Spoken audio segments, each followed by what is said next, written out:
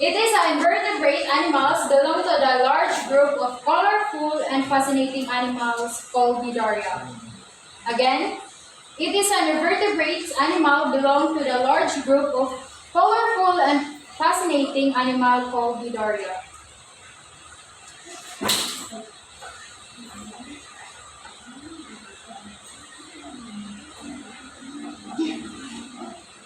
Number 2.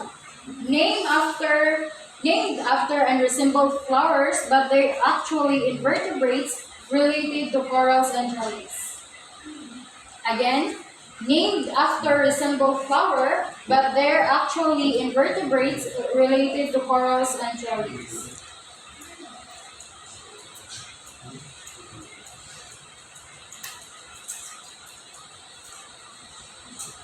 Na? 3. Corals that do not contribute to the coral reef development. Corals that do not contribute to the coral reef development.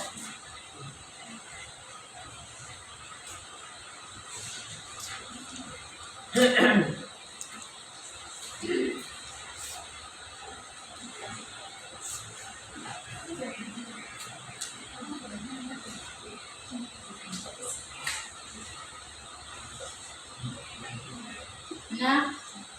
4 and 5. Give me at least 2 threats of corals and sea anemone. Again, give me at least 2 threats of corals and sea anemone.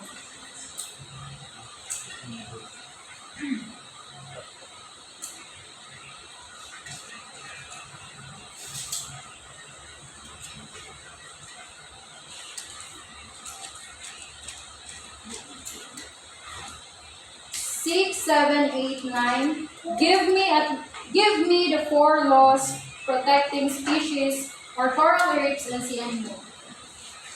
Again, give me 4 laws protecting species or coral reefs and sea anemone.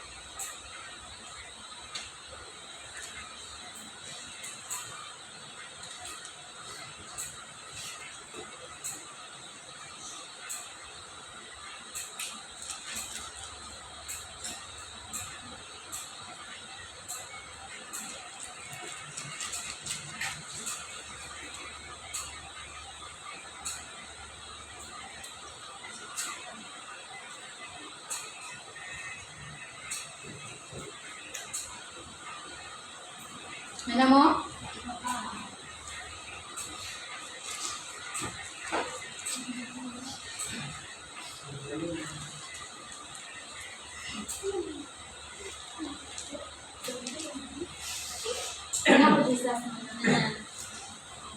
Number 10.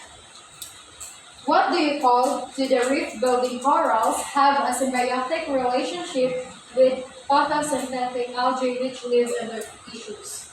Again, what do you call to the reef-building corals have a symbiotic relationship with photosynthetic algae which live in their tissues? What do you call to the reef-building corals have a symbiotic relationship with photosynthetic algae which live in their tissues?